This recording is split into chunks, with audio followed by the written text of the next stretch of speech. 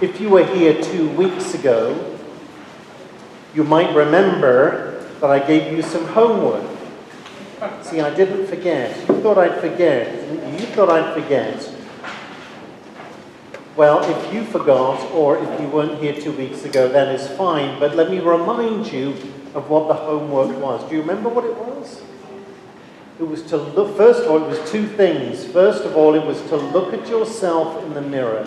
You remember now, is it all coming back? Is to look at yourself in the mirror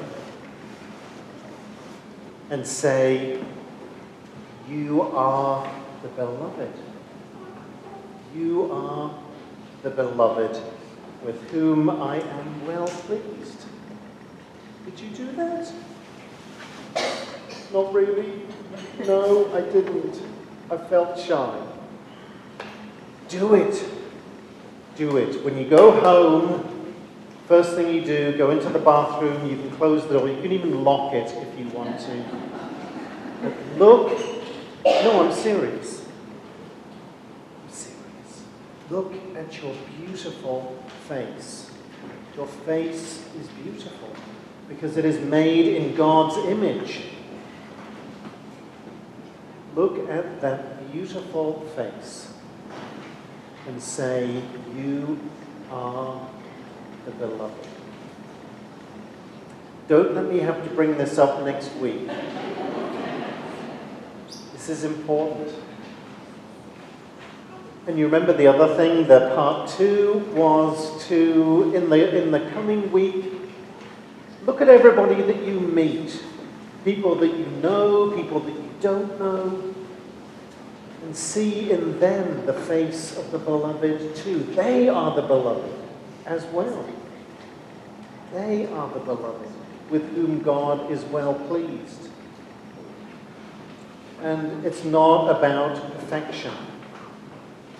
It's about being made in God's image, and no matter what we do or what happens to us, that indelible mark of God cannot be erased or removed from us.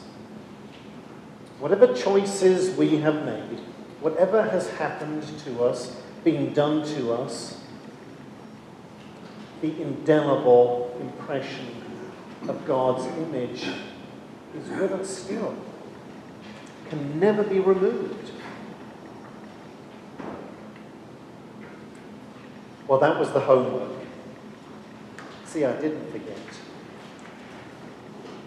This week, it's interesting, the gospel today really kind of, I think, builds on that and draws that out some more. Jesus, love your enemies. Pray for those who curse you. Do good to those who hate you. What Jesus is doing in the gospel reading, what he's really doing here is trying to recall us to our true humanity. I think all he's saying is, remember that you are a human being made in God's image. And the people around you are human beings too, made in God's image as well. And it is so easy to forget that, isn't it? It is easy to forget that. We are busy, we're distracted, and we live in a world or a society which is increasingly anonymous. There was a lady who came to preschool praise last Thursday. She's originally from Iraq, and her husband is a PhD student at the School of Agriculture. And she said when they first came to Corvallis 4.5 years ago, she kept saying to her husband, where are all the people? Where are all the people? There's nobody out on the streets. Does nobody live here? I mean, where, are they all hiding? What's up? And she just couldn't get over it because, in the Middle East, there's somebody on the street all the time. We, of course, we're kind of shy because we're Oregonians, but of course we were in our houses or in our places of work or restaurants or in our little metal bubbles, right? We live in a society which It's hard to remember that we are human beings. But Jesus calls us back and says, you are a human being, and this is what it is to be human. Pray for your enemies. Bless those who curse you. If somebody begs from you, give them something. They're your sister. They are your brother. Don't turn your back. Don't pretend that they're not there. Look at them in the face. See the image of God right there in front of you. And it's not meant as a judgment. It's not meant as a judgment. It's meant for our joy, and so that we can have life and have it in all its fullness. Because don't we want to be a human being? Don't we want to remember that we are made in God's image? Don't we want to love and be loved in return?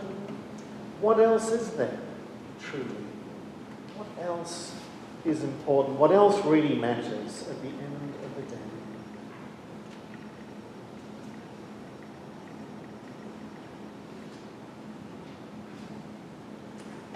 The other part of it is, right at the end of the gospel says, give and you shall receive. A good measure, pressed down, shaken together, running over will be poured in your lap. And the question is, do we believe that or don't we? Do we believe that if we give, we will receive, or don't we? That's the other headwind, isn't it? That is the other headwind that we as people of faith face. Because we live in a world, and again, this is not a criticism or a condemnation, but the world around us does not believe that. The world around us does not believe that if we give, we will receive.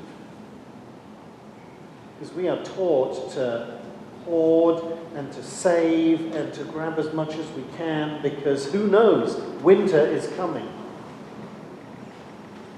Winter is coming. And this message of Jesus is quite simple. It's like, how can you receive if your hands are clenched? If my hands are clenched around the little that I have, how can I receive any kind of anything? How can you receive like this? I can't even prise my fingers open. It's only when we do this and let go. Well, that's the mystery, and that's the joy, and that's the beauty of it, isn't it?